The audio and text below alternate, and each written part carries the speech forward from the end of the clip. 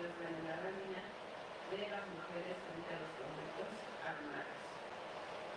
En este sentido, quiero empezar con una frase que ustedes pueden ver ahí, que implica: hay justicia para las no guerreras, para las mujeres solas, para las esclavas, o la justicia que permite transitar de tiempos de guerra a tiempos de paz, solo se parte entre hombres y solo después del edificio.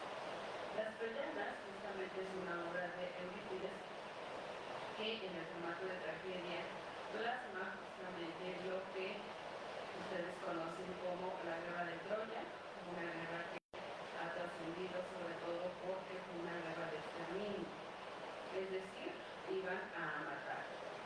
Y las víctimas de esas guerras pues eran principalmente mujeres y niños. Luego entonces, a través de Cuba, nos narra justamente todos los horrores que se viven en la guerra, pero desde esta perspectiva justamente de quienes son víctimas. ¿Y a quiénes beneficia la guerra? Ella misma cuestiona si es entre los hombres, ¿verdad? La guerra o el conflicto entre los hombres, y que justo esas guerras terminan por pactos entre los hombres, entonces en algún momento las mujeres tendrán algún beneficio de esa guerra. Porque, ustedes saben, cuando los hombres eran muertos en batalla, pues las mujeres y los niños eran justamente ese botín de guerra, eran convertidos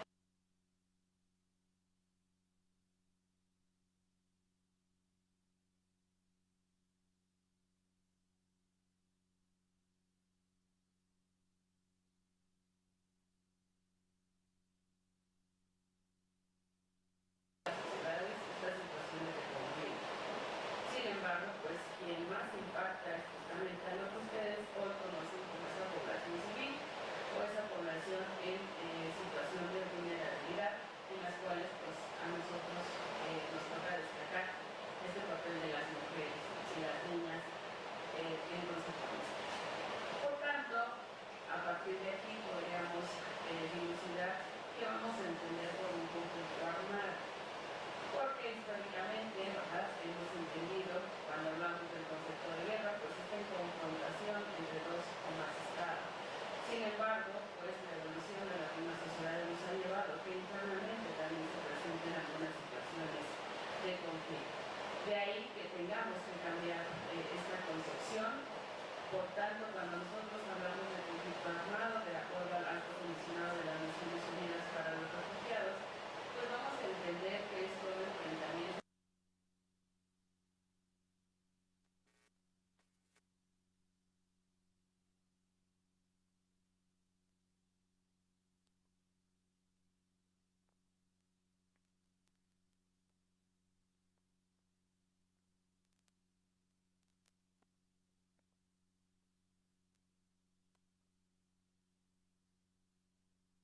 Estaríamos hablando del número de muertos que aparecen dentro de este enfrentamiento, pero también este impacto a poblaciones civiles, es decir, una cosa es que haya muertos y otras que a lo mejor queden heridos o queden incapacitados, resultado precisamente de este enfrentamiento.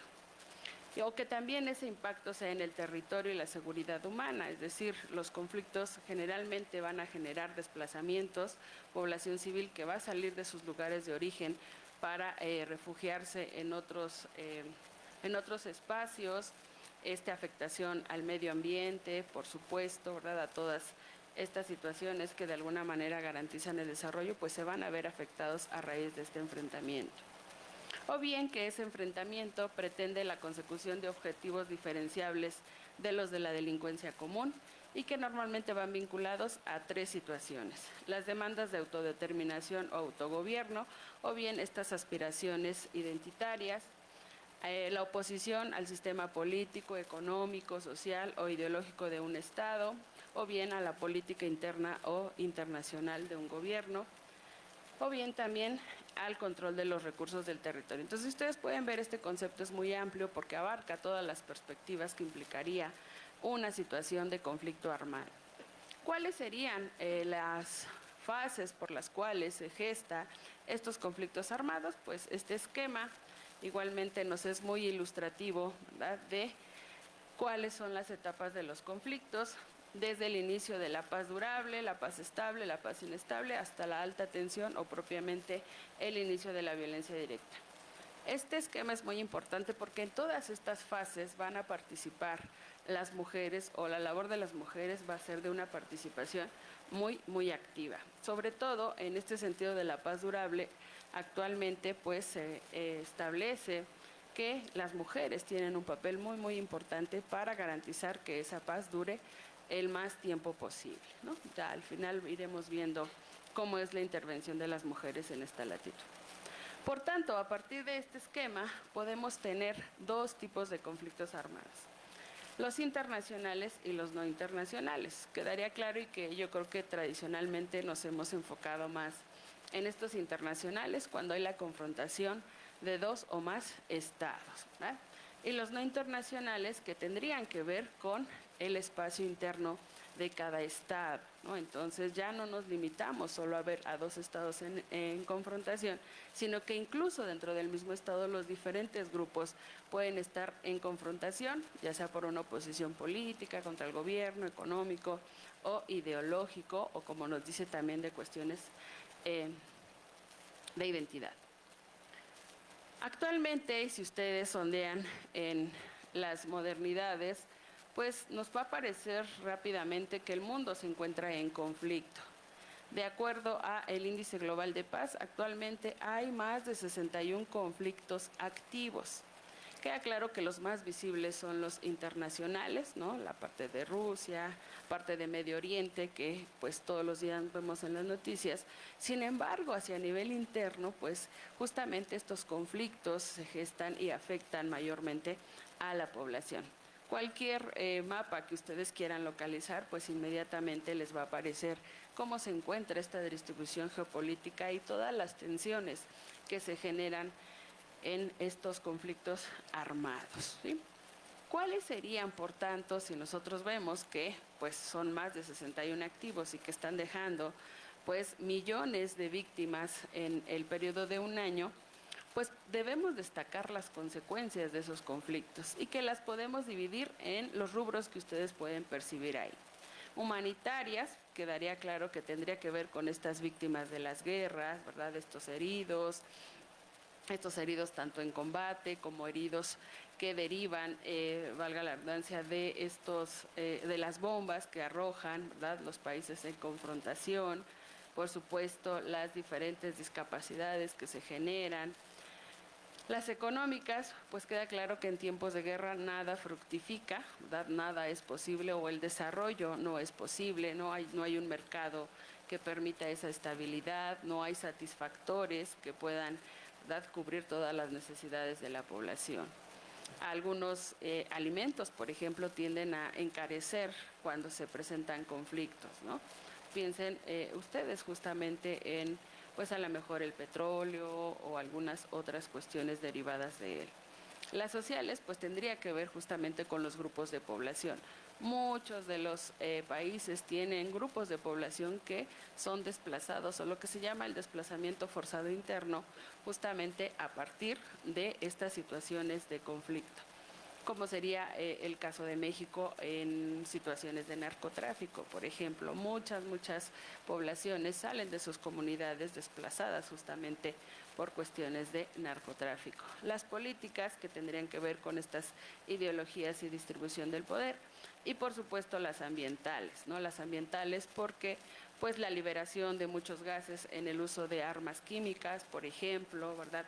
La contaminación de las fuentes de agua, por ejemplo, ¿verdad? Muchos árboles son arrasados, muchos animales están en peligro de extinción, algunos ya extintos derivado de estas situaciones de conflicto. Entonces ustedes pueden ver, ¿verdad?, en muchas aristas podemos hablar de las consecuencias de estos conflictos armados. Por supuesto, el que nos corresponde es cuál es el papel de la mujer frente a este conflicto armado. Y en un panorama así muy general, ¿verdad?, porque obviamente cada rubro requeriría su estudio a profundidad, pero aquí, para efectos de que tengan ustedes un panorama, pues hemos clasificado en tres el papel que las mujeres tienen frente a los conflictos armados. Primero, el de las mujeres como un grupo en situación de vulnerabilidad, es decir, en lo que muchos van a llamar en esta condición de víctima del conflicto armado. La segunda, en la intervención activa, y aquí en esta intervención activa vamos a destacar dos situaciones, la primera que tiene que ver con la labor del cuidado y la segunda que tiene que ver con el papel de combatiente, es decir, de estas mujeres que toman las armas. Y el tercer rubro es contra el conflicto, es decir, la mujer constructora de la paz. En un primer inicio, o en este primer rubro de las mujeres como grupo en situación de vulnerabilidad, pues precisamente que correspondería a estos factores que son inherentes a su condición de mujer, es decir, que tienen situaciones específicas como por ejemplo el embarazo o la lactancia, o en este caso también la edad, ¿no? Pensemos las mayormente afectadas, a todas las mujeres, pero las que mayormente se ha destacado en las estadísticas, pues son las niñas y las adultas mayores. Por supuesto, esto no obsta para que las otras diferentes edades también tengan esta situación de vulnerabilidad. Como condición propiamente de mujer, es un alto índice de violencia sexual que estas mujeres sufren, discriminación, pobreza, sufrimiento. También hay situaciones relacionadas a su estado civil y se destaca principalmente cuando las mujeres quedan viudas, ¿no? Quedan en un estado de incertidumbre porque no saben si el esposo realmente murió, si desapareció, ¿verdad? Si tienen que llevar un procedimiento de divorcio o algún procedimiento de alguna ayuda, ¿no? Por tanto, esas mujeres pues se convierten como este pilar único que va a sostener a una familia entera, ¿no? Entonces se convierte en cabeza de familia que tiene que pues buscar los recursos necesarios para su prole. Por supuesto, esta inseguridad jurídica y trabas administrativas y el desplazamiento y la separación de las familias. Amnistía Internacional, que ustedes tendrán como organismo referente para todas estas cuestiones de conflictos armados, ha identificado categorías particulares de mujeres que corren en especial riesgo. Ha identificado 21 categorías que ustedes pueden ver ahí, ¿no? Es decir, en todas las fases justamente de esta edad cronológica, ¿no? Entonces, si ustedes pueden ver, pues sí, es muy larga la lista, ¿no? Niñas, mujeres en edad de procrear, mujeres heridas y discapacitadas, desplazadas, minorías étnicas, indígenas, pobres, activistas, migrantes, familias de esas propias mujeres, ¿no? Ancianas, madres solteras, viudas de guerra, en sí, son 21 categorías en las cuales pues incluso, ¿verdad?, una sola mujer puede ubicarse en varias de ellas, lo cual agrava el problema. También Amnistía Internacional ha identificado 25 formas de abuso con base en el género en específico, es decir, solo en cuestión del género, de que estas mujeres pueden ser víctimas, ¿no? Desde lo que ustedes pueden ver ahí en la lista, ¿no? Violaciones o las casos de abuso sexual son los que mayormente sufren estas mujeres, pero también otras cuestiones relacionadas con la salud, pornografía, mutilación sexual, experimentación médica, esclavitud, fecundación y embarazos forzados, ¿verdad? Todo lo que implicaría esta cuestión de los embarazos. Entonces, son 25 estas formas en las cuales pues estas mujeres pueden ser víctimas. De ahí la importancia de estudiar justamente todos estos aspectos que nos lleven o nos permitan implementar políticas eficaces que realmente disminuyan estas situaciones. Pero no basta, ¿verdad?, todo lo que estas mujeres sufren durante estos conflictos armados en sus propios hogares, en sus propios lugares de origen, sino que también el problema se agrava más cuando estas mujeres salen de esos espacios justamente huyendo de estos horrores del conflicto. Y entonces tendremos también otra problemática, que es la cuestión de las mujeres que son refugiadas, ¿verdad? Estas mujeres, aparte de sufrir esta violencia propia en su país, pues cuando se desplazan a otro, ¿verdad?, también siguen sufriendo todos estos horrores, ¿no? Es decir, si sufren violencia, agresiones, explotaciones, esta explotación sexual, esta trata de personas, ¿verdad? Es decir, todavía continúa. Pareciera que ese respiro que ellas buscan al salir de sus lugares de origen, pues no es posible. Y bueno, ustedes pueden ver ahí la foto que es representativa, ¿verdad?, de esos conflictos, sobre todo de mujeres que están en estos campamentos de refugiados. No hay garantía de que al llegar ahí mejoren sus condiciones. Ustedes pueden ver en las noticias cómo realmente están los campamentos de refugiados. Hay muchísimas carencias, ¿verdad?, de servicios básicos, de alimentación, de agua, de salud, ¿verdad? Y entonces, pues, el problema sigue muy grave en esta cuestión. Pero si quisiéramos saber un poco en términos de estadístico cómo está el panorama, también nos enfrentamos a otra problemática, ¿verdad? La estadística no es cierta, no hay una estadística que refleje lo que realmente está pasando con estas mujeres, estas niñas, en estas situaciones de conflicto armado, ¿no? Ustedes pueden ver, hay un desfase impresionante respecto a esta cuestión estadística. Ahí les plasmé algunos datos que ustedes pueden percibir de algunos organismos, como sería la UNICEF, que da este seguimiento a la infancia específicamente, y pues de todas las situaciones que se pueden encontrar, ¿sí? La estadística está a 2020, es decir, tenemos todavía un desfase de casi 5 años respecto a lo que sucede en estas situaciones de conflictos armados, ¿no? Las comisiones de derechos humanos también, la Oxfam, pues tienen otras estadísticas que más o menos reflejan, no a cabalidad, el panorama de lo que las mujeres y las niñas sufren en estas situaciones de conflictos armados. Las Naciones Unidas, que sería un poco la estadística más reciente, y aún así se queda 2024, pues nos dice que existe un aumento significativo, ¿no? 4 de cada 10 personas que murieron como resultado de estos conflictos, pues eran mujeres. Es muy impresionante la cantidad de mujeres que resultan víctimas bajo esta perspectiva de situación de vulnerabilidad. Y por supuesto los casos de violencia sexual pues aumentaron en relación a 2023 un 50%. Si tenemos actualmente 61 conflictos armados, pues el panorama, la perspectiva hacia futuro es que va a seguir aumentando y que las políticas que se han implementado pues entonces no resultan eficaces porque no combaten realmente esta problemática.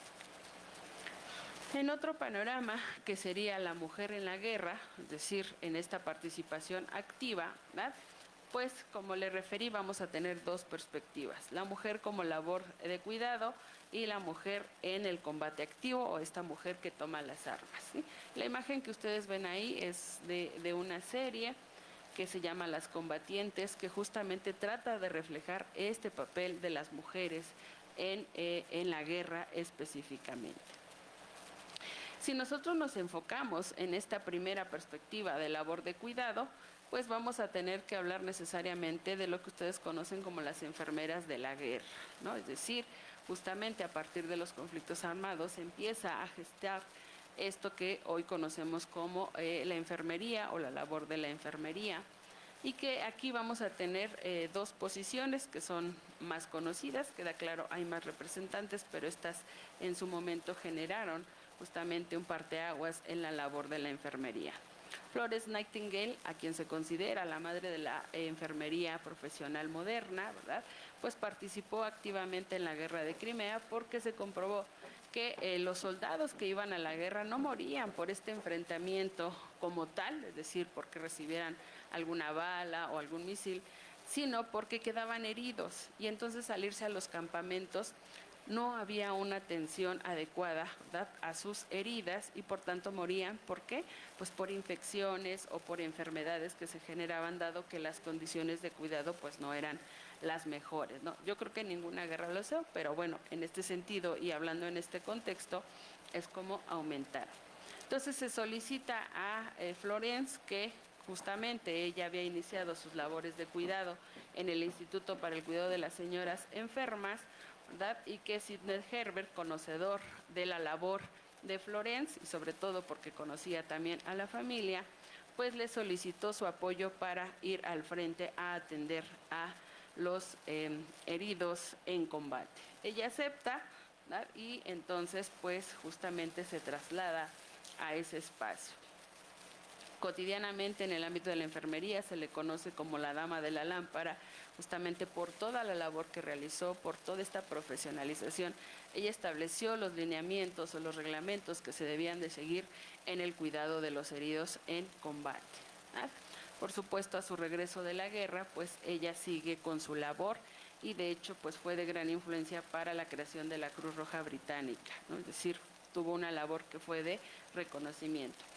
El juramento también de Florence Nightingale se realiza actualmente incluso para aquellas que van a graduarse de enfermería, ¿no? Entonces fue una labor.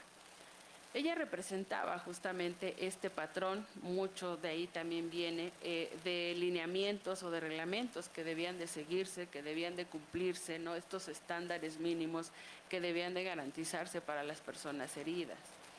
Pero entonces del otro lado encontramos a Betsy Cadwallader, en donde ella pues realmente no había tenido una preparación como la había tenido Florence, sino ella lo había realizado en la vida cotidiana o en la vida práctica.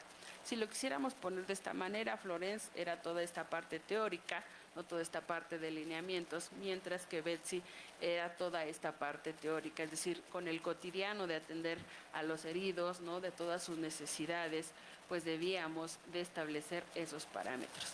Por tanto, hubo una confrontación, ambas estuvieron en la guerra de Crimea, pero estas confrontaciones se debían precisamente a la diferencia en edad. Betsy se incorpora a la atención de los heridos cuando tiene 60 años de edad, ¿no? Entonces sí era una ya, hoy diríamos, una persona adulta mayor, ¿no? De clase social, por supuesto, Florence venía de una clase acomodada, mientras Betsy venía de clase baja, por ejemplo. Florence había tenido la oportunidad de acceder a una educación formal, mientras Betsy no tenía una educación, ¿no? Entonces hubo esta confrontación, pero justo de esa confrontación nacieron los lineamientos, porque mientras una representaba la teoría, la otra representaba la práctica. Y la práctica le implicaba, no solo era curar las heridas, diríamos, físicas o visibles de el herido, valga la redundancia, en guerra, sino también había que atender a la parte emocional, a la parte de alimentación. Entonces, la visión de ambas se conjuntó para perfeccionar esta labor de la enfermería. Por supuesto, cuando nosotros damos unos saltos a estos conflictos que hemos localizado a lo largo de la historia, pues es inevitable hablar de la Primera Guerra Mundial, en donde propiamente ya se dan los grupos de enfermera que van a los campos a atender.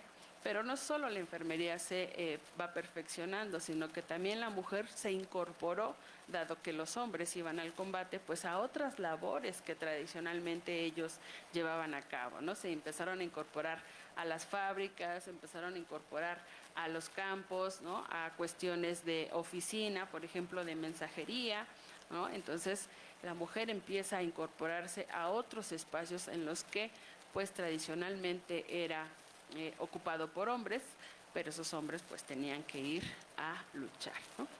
En la Segunda Guerra Mundial pues también se siguen generando los diversos cuerpos de enfermera. Los de la Cruz Roja son los más conocidos, por supuesto. Sin embargo, aquí también vamos a encontrar que las enfermeras, ¿verdad?, podemos a su vez destacar diferentes rubros dependiendo de la posición en las que ellas se encontraban. Es decir, en esta confrontación pues había un oponente, ¿no? Y el mismo oponente pues también tenía las mismas necesidades. Por tanto, en esta Segunda Guerra Mundial es en donde se detecta que esta labor de cuidado, ¿verdad?, pues obligó de alguna manera que las enfermeras también incursionaran en otros aspectos. Y entonces se destaca que las enfermeras podían ser también victimarias, prisioneras o guardianas, aparte de la labor que desempeñaban. Como victimarias está el caso de Pauline Case-Naylor, que justamente ella asesinó a más de 90,000 personas con inyecciones letales, ¿verdad? Justamente porque el régimen no estaba con el régimen nazi, que ustedes saben que en los campos de concentración pues se hacían todos estos experimentos, ¿no? Entonces en su labor de enfermería ella pues realizó todos estos homicidios. Pero por otro lado, por ejemplo, Vera Mittler, Irena Sender, María Roslina, ellos pues ellas son de las pocas historias que ayudaron justamente a estas personas a escapar de los campos de exterminio, ya sea sacándolos de los mismos, escondiéndolos, ¿no? Entonces, pues muchas historias se pueden contar en esta labor de la enfermería que se dio en estos conflictos. Luego entonces, pues es necesario destacar el aspecto combativo de las mujeres, es decir, estas mujeres con armas.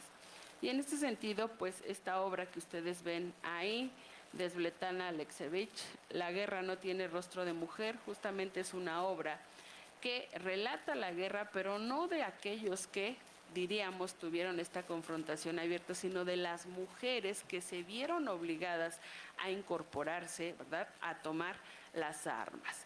Por eso la frase que ustedes pueden ver ahí es muy significativa del papel de la mujer como una mujer con armas. La guerra no tiene género, pero la experiencia de la guerra sí. Las mujeres en la guerra han tenido que enfrentar desafíos y peligros específicos debido a su género, ¿no? Entonces, esta obra pues está compuesta por los diferentes testimonios de estas mujeres que participaron en la Segunda Guerra Mundial desde diferentes trincheras, desde las enfermeras, pero destaca más el haber tomado las armas, ¿no? Es decir, como francotiradoras, como espías, como estrategas, como mujeres que tuvieron que manejar tanques, por ejemplo, ¿verdad? Entonces, pues es una obra muy importante o de referencia. Luego entonces tenemos que destacar la participación de esta mujer en la lucha, ¿no? Y podemos destacar 4 rubros. Como combatientes, miembros de grupos de resistencia o guerrilleras, ¿no? Estaríamos aquí hablando justamente de lo que ustedes pueden ver en las fotografías. Estas mujeres que tomaron, ¿verdad?, un rifle, ¿no?, una bazuca, por ejemplo, o un tanque de guerra. De liderazgo y organización, estas mujeres organizaron grupos, ¿verdad?, de resistencia para hacer frente a los demás soldados o a la oposición. También en esta participación, a la par de las armas, pues tuvieron que realizar este cuidado y protección, sobre todo el caso en México, cuando hablamos de las adelitas, por ejemplo, o las soldaderas que desempeñaban ambos papeles. Y por supuesto de resistencia y adaptación, y aquí iría un poco vinculado a esta construcción de la paz. Si quisiéramos hacer un recorrido histórico destacando justamente esta mujer de armas o esta mujer que tomó las armas, pues referencia inicial tendríamos que hablar de las amazonas. Si ustedes ven, eran estas comunidades de mujeres guerreras, ¿no? Estas mujeres que tomaban las armas, que tomaban los arcos, ¿verdad?, que eran autónomas, independientes, ¿no?, que lo mismo tomaban el arado para los campos, para realizar algunas labores que se consideraban tradicionalmente de hombres, pero que en este caso las realizaban ellas, y por supuesto ir a la guerra, ¿no? Eran grandes estrategas, ¿no? Ganaron muchas batallas, ustedes pueden consultar cualquier fuente respecto a esta historia. Pero también, y en otras latitudes, vamos a tener estas mujeres que lideraron ejércitos de hombres, de miles de hombres. Por ejemplo, Artemisa de Caria en la batalla naval de Salamina con las guerras médicas, pues lideró un ejército de poco más de 10,000 hombres. O Boudica, la Reina Roja en Inglaterra, ¿verdad?, que también reunió a las comunidades para hacer frente a las invasiones de los grupos que en ese momento en la Gran Bretaña pues estaban presentes. Si nos vamos un poco más hacia el oriente, China, Japón, pues también vamos a encontrar grandes estrategas que fueron a la guerra, ¿no? Fu Hao fue la primer general china, o que se considera de China, que reunió pues a poco más de 30,000 hombres para ir a las batallas y que resultó victoriosa. Shao de Pingyang también tiene la misma historia, poco más de 70,000 hombres que reunió, uno de los más grandes que se considera en China y que también tuvo grandes victorias. Del lado de Japón, pues ustedes tienen referencia de los grupos de samuráis, ¿no? Estos grupos de combate con alta preparación. Bueno, también había grupo de mujeres samuráis, ¿no? Nakano Takeko fue una de las principales o la representativa de organizar a las mujeres, de adiestrarlas en todas estas artes de combate, ¿verdad?, para ir a la batalla. Juana de Arco en Francia, que también ustedes escucharán la historia de Juana de Arco, también se fue a la batalla. En España, María Pita. En Inglaterra, Hannah Snell, que de hecho pues la historia de Hannah Snell es que justo para ir al combate tuvo que vestirse como hombre, ¿no? O hacer parecerse en la batalla como hombre, de ahí el nombre de James Gray.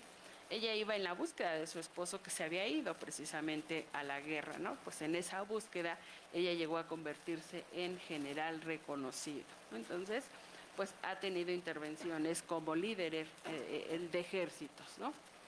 Otra de las cuestiones que se ha desarrollado también de las mujeres en combate, pues ha sido ser mujeres espías para conseguir información, diríamos, que permita ganar la batalla o que permita tener una situación de ventaja.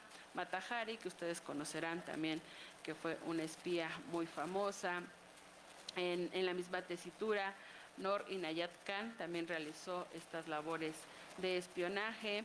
Milun Kasabik, ella se incorporó justamente a partir de la pérdida de su hermano, pero si ustedes pueden ver en la foto, ¿verdad? Tuvo que parecer físicamente, una apariencia, todo un hombre para poder ser aceptada dentro de las filas del ejército y que pudiera desarrollar estas cuestiones de batalla, ¿no? Es de las primeras francotiradoras, ¿no?, que tiene registrado.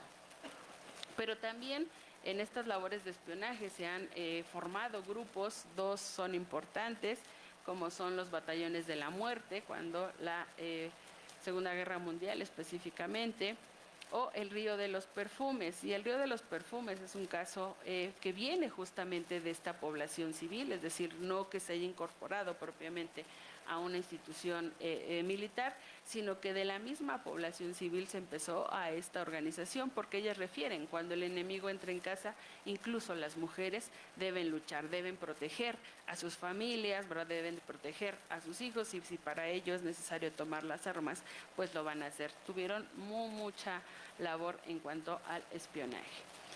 De nuestra experiencia latinoamericana, pues podemos destacar el papel de Celia Sánchez en Cuba. Recordemos, también pueden organizarse en estos grupos guerrilleros de oposición. Y bueno, Celia Sánchez en Cuba tuvo una intervención muy activa. También podemos referir el caso de las FARC en Colombia, ¿verdad?, del Frente Sandinista de Liberación Nacional de Nicaragua, que también tuvo grupos de mujeres. Del otro lado, las guerrilleras kurdas, que también pues su objetivo es tratar de modificar este paradigma, sobre todo que ustedes saben la situación específica en Medio Oriente, ¿no? Las unidades femeninas de protección de Irak y Siria, pues justamente su objetivo es generar estas situaciones de combate frente a esta intervención, ¿verdad?, de enfrentamiento. El caso específico de México, pues como hemos dicho, las soldaderas, las que se iban a la batalla con los maridos. De hecho, aquí tienen un testimonio de Tomasa García. Tomasa García se incorporó a estas filas revolucionarias, pero tuvo que vestirse de hombre, porque justo este merece un estudio que obviamente no daremos aquí por el tiempo, pero cómo hay que desmitificar que esa mujer, ¿no?, tuvo que esconder justamente el ser mujer para poder incorporarse a este combate, ¿no? Muchas de ellas tuvieron que vestirse como hombres, y decía, y teníamos que parecer hombres y actuar como hombres para que fuéramos aceptadas y reconocidas, ¿no? Entonces muchas de ellas se tuvieron que cortar el pelo, ¿verdad? Tuvieron que dejar las faldas, ¿verdad? Tuvieron que aprender a montar a caballo y por supuesto tuvieron que aprender a disparar un arma, ¿verdad? Porque como bien dice, cuando uno entra a combatir o a guerrear, pues hay que matar o que lo maten, ¿verdad? Entonces tuvieron una intervención muy activa, aunque refiero, pues merecería un estudio en este sentido. Actualmente también desde esta perspectiva de los grupos guerrilleros, pues ustedes conocerán el caso del EZLN en Chiapas, que también tiene guerrilleras mujeres y que muchos de los logros del EZLN pues vienen justamente sostenidos por este papel que las mujeres han tenido, ¿no? Sobre todo para este reconocimiento de los pueblos indígenas. No basta decir, ¿verdad?, tenemos pueblos indígenas, hay que realmente esos pueblos indígenas pues puedan ejercer sus derechos, ¿no? También aunque tampoco es el caso aquí, pero habría que hacer mención de la incorporación de la mujer en el ejército, ¿verdad? En un inicio, y ustedes conocerán estos casos de las primeras mujeres en el ejército, toda la violencia que esas mujeres al incorporarse han sufrido. Por supuesto, la violencia sexual está presente, ¿no? No es garantía, y que también merecería un estudio aparte, por tanto, pues solo haríamos mención aquí. Y finalmente, pues esta mujer como constructora de paz, ¿no? Que a la par que se generan estos conflictos, pues también hay que buscar estas soluciones, sobre todo porque en situaciones de conflicto nada fructifica, nada se desarrolla, no es posible esta vida cotidiana tal y como la conocemos, ¿verdad? Por tanto, pues necesitamos de algo que vamos a conocer como la paz, como ese espacio, ese contexto en el cual pues nosotros podemos ejercer nuestros derechos, nuestras libertades, satisfacer nuestras necesidades. Por tanto, el hablar de mujeres por la paz implica, ¿verdad?, esta toma de conciencia de desmilitarización de la sociedad y visibilizar, por tanto, el papel que las mujeres tienen en los conflictos armados. Por supuesto, también visibilizar todos los esfuerzos que las mujeres realizan por esta construcción de la paz. Justamente a partir de esta visión de Mujeres por la Paz es que se implementó el Día Internacional de la Mujer por la Paz y el Desarme, que se conmemora cada 24 de mayo, justamente esta labor que las mujeres realizaron para esta construcción de la paz, pues tuvo como uno de sus frutos este Día Internacional. Justamente la idea es tomar esta conciencia de la construcción de la paz. Y este Día Internacional pues tiene su antecedente justamente en 1915, cuando se celebra el primer Congreso Mundial de Mujeres. Es decir, a la par de la Primera Guerra Mundial se celebra este congreso en los que se busca pues esta construcción de la paz, ¿verdad? Jane Addams, que ustedes conocerán, que se considera la madre del trabajo social, es una de las principales organizadoras y participantes en este congreso, ¿verdad?, que duró 4 días y cuya búsqueda era justamente el logro de la paz, la igualdad y la justicia. Con este congreso es como se inicia el Movimiento Internacional de Mujeres por la Paz. También se reconoce que se inicia el feminismo pacifista y antimilitarista con esta vocación internacionalista, es decir, que llegue a todas las latitudes o a todos los espacios que se encuentran en conflicto.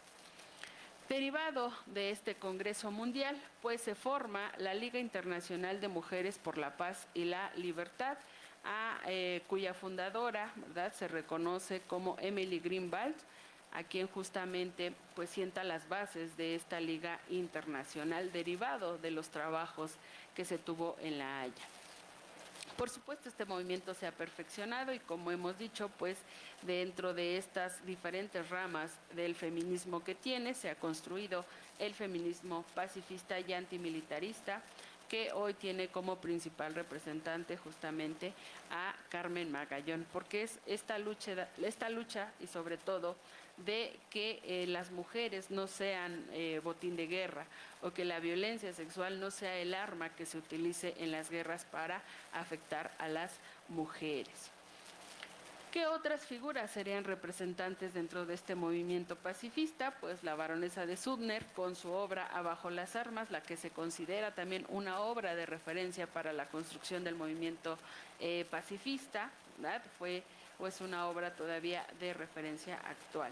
Por supuesto, Jane Addams también tiene su contribución justamente como organizadora en este movimiento. Helen Stoker también tiene una participación muy activa. Ella lucha fundamentalmente por eliminar de los códigos penales lo que en ese momento y en ese contexto se conocía como la homosexualidad femenina, es decir, tenía una lucha contra todas estas cuestiones justamente de orientación sexual. El caso que también ustedes conocerán de Rosa Parks, que se considera paradigmático para el efectos de movimiento de resistencia civil, muchísimo antes incluso del de Martin Luther King. está el de Rosa Parks. Es muy significativo porque pues ella dice, ¿no? Ella se negó a ceder a un asiento a un blanco como en ese momento marcaban las reglas, ¿no? Había una separación entre las personas de color y las personas blancas y tenía que respetarse y ella se negó a cederlo. Obviamente fue encarcelada y tuvo un procedimiento, pero se considera un hito en cuanto a la resistencia en la lucha por los derechos civiles. Wangari Maathai, ella porque justamente cuando nosotros hablamos de guerra y que hemos dicho uno de los efectos es hacia el medio ambiente, pues el rescate también debe de venir del medio ambiente. A ella se considera la madre de la defensa del medio ambiente, especialmente en África, ¿verdad? África que también es muy convulsa en cuanto a estos conflictos armados internos. Y sobre todo porque hemos dicho, uno de los efectos es el medio ambiente a los animales. Entonces lo que ella generó es lo que se conoce como los cinturones verdes. Estos cinturones de reforestación, ¿verdad? Aparte de los árboles, pues todas estas siembras que puedan generar recursos para que las personas puedan satisfacer, pues por lo menos sus necesidades básicas. Aung San Suu Kyi, a quien se conoce o se le reconoce como una de las figuras en este sentido de oposición política, principalmente en Myanmar. Ella se le considera prisionera de conciencia siguiendo todos estos ideales de movimiento pacifista, por ejemplo.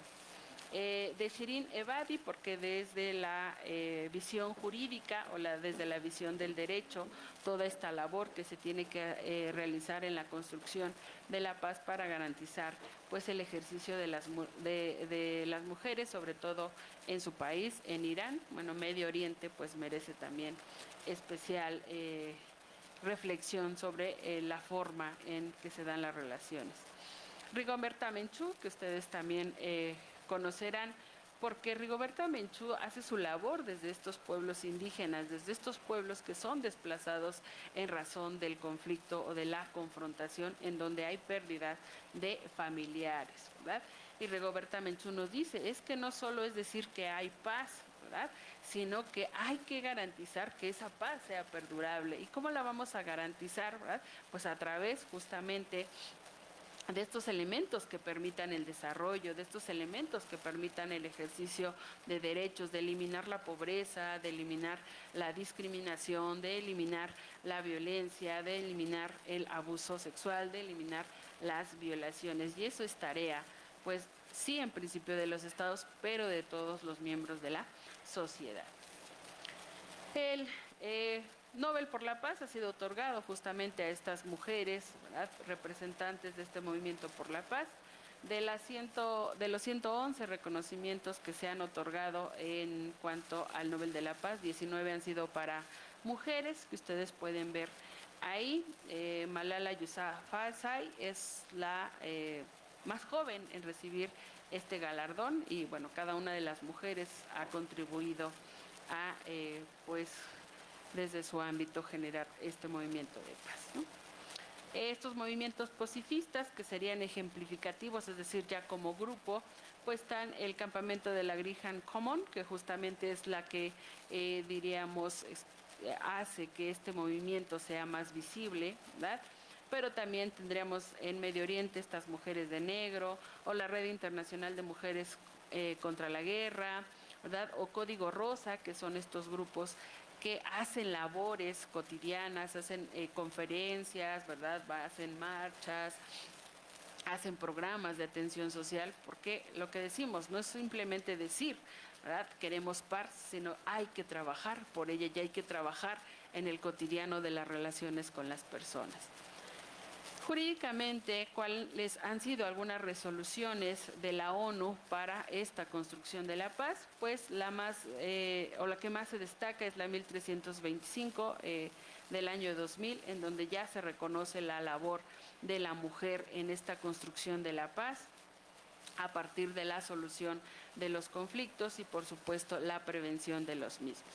Es decir, sin las mujeres no hay paz. A partir de esta resolución se han emitido otras 9 resoluciones, siguiendo cada uno de los aspectos específicos, ¿verdad? Prevenir y disminuir la violencia sexual, ¿verdad? El garantizar el acceso de las mujeres a servicios de salud, por supuesto, esta cuestión del desarme, y pues generalmente las resoluciones a partir de 2010 pues es vigilar si las anteriores resoluciones se han o no llevado a cabo, ¿no? Entonces pues todavía en este sentido pues la historia es un cuanto largo, porque ustedes saben, cuando hablamos de la eficacia de las normas, pues ahí todavía hay una gran brecha en cuanto al cumplimiento. Por supuesto, también reconocerán la plataforma de acción de Beijing a partir de las conferencias mundiales de la mujer, en específico la cuarta, pues que ya plasma, ¿verdad?, este deseo de todos o de todo el mundo de que las mujeres puedan ejercer sus libertades, ¿verdad?, y puedan vivir sus derechos, ¿no? No tener violencia, tener acceso a la educación, participar en las decisiones importantes, ¿verdad?, tener un salario por igual trabajo, esta igualdad en el salario. Por supuesto, otro de los instrumentos, la Convención sobre la Eliminación de todas las formas de discriminación contra la mujer, especialmente la Recomendación 30 de 2013, que tiene especial énfasis en las mujeres en situaciones de conflicto. A partir de estas ideas se ha generado mujeres, es decir, una rama dentro de la ONU que se dedica exclusivamente a todas estas cuestiones que tienen que ver con la intervención de las mujeres en garantizar la paz. ¿Verdad? Un acuerdo de paz que sea llevado a cabo por mujeres desde la negociación, desde las reuniones, ¿verdad?, desde todas estas medidas de capacitación, pues nos dice tiene por lo menos un mínimo de duración de 15 años con posibilidad de aumentar en un 35%.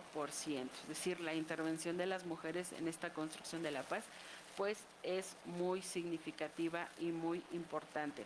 Ha habido muchas experiencias de intervención a partir de ONU Mujeres, ¿verdad?, que dan esta capacitación integral, ¿verdad?, no solo estas medidas de defensa, sino también y sobre todo más de prevención. Entonces ustedes pueden ver así rápido, entre comillas, pues hemos dado un panorama del papel que la mujer tiene frente al conflicto. Todavía hay mucha labor por hacer, por supuesto, ¿verdad?, no se ha terminado, o yo creo que todavía pues podemos proyectar a futuro que queda un largo camino y que entonces tendríamos mucho campo de acción o de intervención, sobre todo porque hemos dicho al final, pues quienes más sufren estos efectos de la guerra, pues son aquellos que consideramos, ¿verdad?, que no propiamente son parte de la confrontación, pero que pues están ahí presentes, ¿no? Entonces, pues justamente terminaría con esta idea, ¿no? Nunca subestimes el poder de una mujer decidida a cambiar el mundo. Muchas gracias.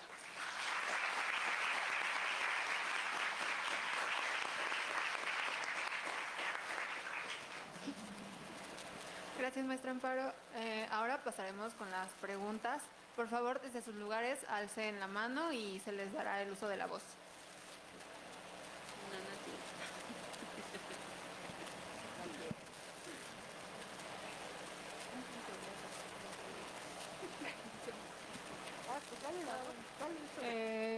¿Tú? ¿Podrías alzar un poco más la voz?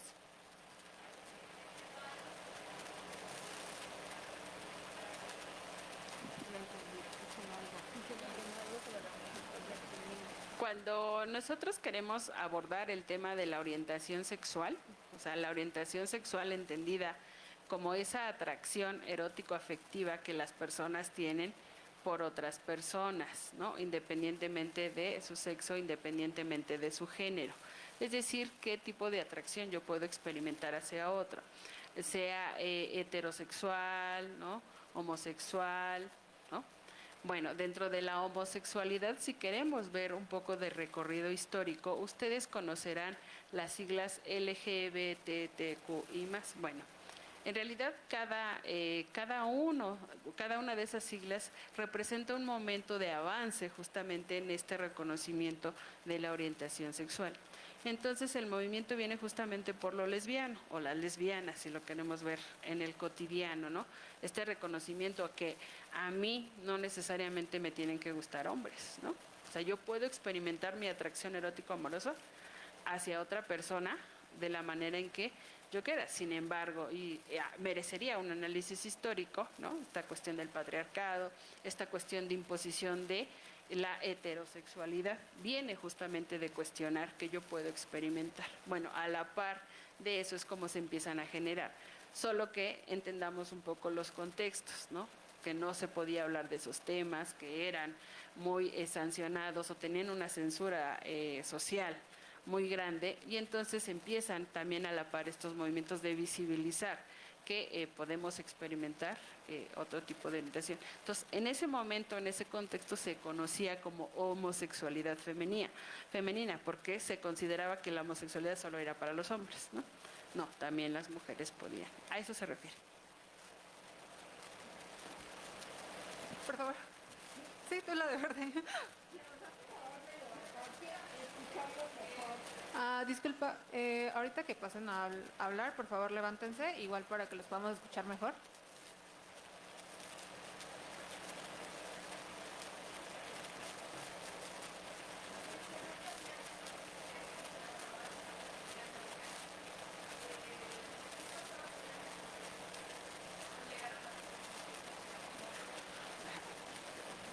Pues de las experiencias es que cuando llegaban a ser descubiertas eran asesinadas, para hablar mal y pronto, ¿no?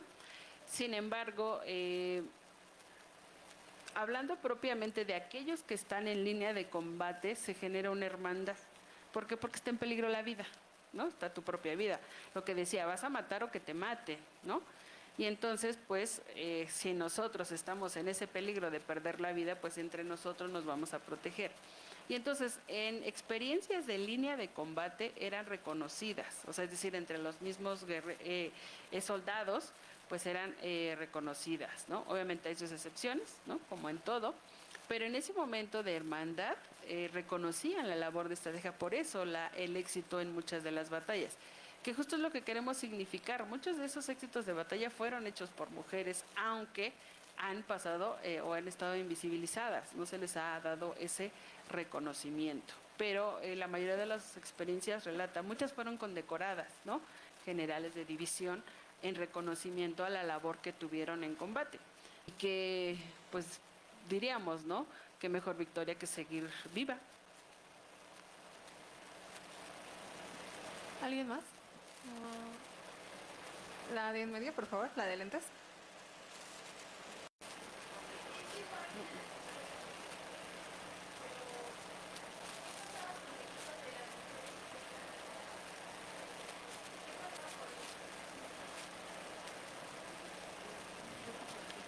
Bueno, es que justamente, si queremos ver un poco la historia, el primer efecto es quedarse sin sus esposos. Y en esta labor, pues diríamos, de división de roles, pues los esposos tenían que buscar el sustento para esas familias, esas mujeres, esos hijos. Pero ¿qué pasa si esos esposos eran enviados a la guerra, ¿no? Y que no sabían nada. Hoy, pues modernamente ya sabemos, ¿no? Incluso hay los live que ustedes conocen, ¿no? Puedo saber al momento qué está pasando. Pero imagínense no saber si seguía vivo, si no seguía vivo. Pero además, si el enemigo iba avanzando, pues tú tenías que salir a la defensa, ¿no? Muchas experiencias hablan de que esas mujeres, pues si bien dejaban al cuidado, ¿no? De las abuelas, de los abuelos o de los adultos mayores, pero muchas también, y hay algunos casos, algunas fotografías que son representativas, sobre todo, por ejemplo, para el ZLN, de mujeres que traen atrás cargando a sus hijos, o de las soldaderas, ¿no? O sea, no había con quién dejarlos, me lo tengo que llevar, ¿no? Entonces, merecería una reflexión, un estudio. Hay mucho aquí, solo fue un panorama, pero sí hay casos de mujeres que incluso se van a tomar las armas cargando a los hijos, ¿no? Sobre todo, ¿por qué? Porque empiezan a generar condiciones, por ejemplo, de hambruna, ¿no? No voy a tener alimento. Y entonces, pues puede, y que es el caso de África, ustedes sabrán, que muchos niños están muriendo, porque si de por sí el panorama es bastante negativo, por decirlo menos, ¿verdad? Pues todavía en un conflicto, ¿no? Un conflicto en donde no sabemos si vamos a tener agua, no sabemos si vamos a tener comida, por ejemplo, ¿no? Entonces, eso es en la mayoría de las experiencias, pues los niños, por eso se habla de estas víctimas también, ¿no? Esos niños que, pues en el mejor de los casos, tengan alguien que los cuide, o pensemos que a lo mejor el grupo los cuida, pero ¿y si no?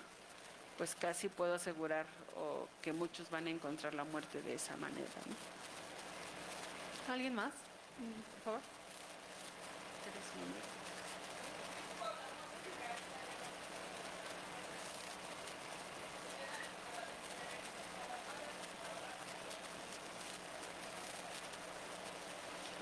Como efecto, pues yo diría más bien como efecto de, o sea, hay un fenómeno que se genera a partir de los conflictos, que son las personas desaparecidas. Eh, Tendríamos que hacer también todo un recorrido de cómo ha sido la historia del narcotráfico en México, ¿no? Actualmente ya no solo es esta distribución de estupefacientes o de estos productos, sino que pues su ámbito de acción ha ido justamente a la trata de personas, por ejemplo, ¿no? Entonces imagínense un día que pues sí, su hija, su hermana, su mamá no aparece. Entonces en realidad sería como un efecto, una consecuencia de estos conflictos. Por eso hablamos de estas víctimas indirectas, ¿no? No propiamente porque estén en el confrontamiento, sino porque son efecto de ese enfrentamiento, ¿no? Pues, y que bueno, que no voy a hablar más, pero habría que ver justamente el tratamiento que desde las esferas de decisión se da, ¿no? Ustedes conocieron el caso de unas mamás buscadores que un 10 de mayo les regalaron cubetas y palas. Ya, no digo más, ¿no? ¿Alguien más? Por favor.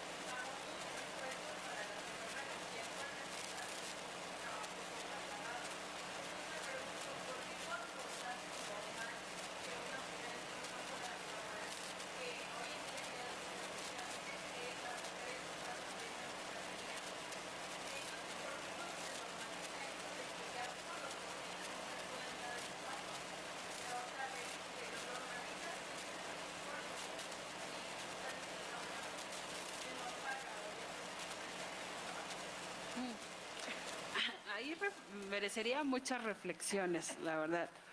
Yo me quedaría con justo lo que ustedes van a conocer en esta materia, ¿no? Está la norma y nos dice que somos iguales, pero en la práctica tendría que ver con esta forma en cómo nos relacionamos. O sea, merecería mayor reflexión, yo lo sé, digo, es un tema muy complejo, pero yo me quedaría ahí, ¿qué es lo que está pasando en la forma en cómo nos relacionamos? Porque pues sí, el derecho a la Constitución me dice, ¿no? A trabajo igual, salario igual.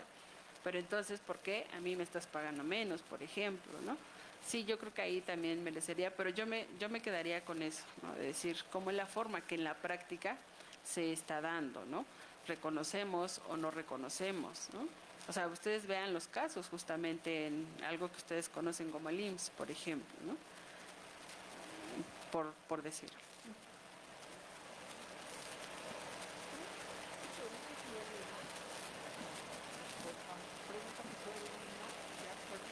¿Alguien más? Sí, ya nos vamos cogiendo. Bueno, como ven, es un tema que lleva a mucha reflexión, que concluiríamos casi con la última pregunta, ¿no? Nos dicen mucha igualdad, mucha igualdad. Todas las estadísticas señalan que las mujeres ganamos más o menos un 30% menos, por no entrar a los cuidados, que es una labor totalmente de mujeres, ¿no?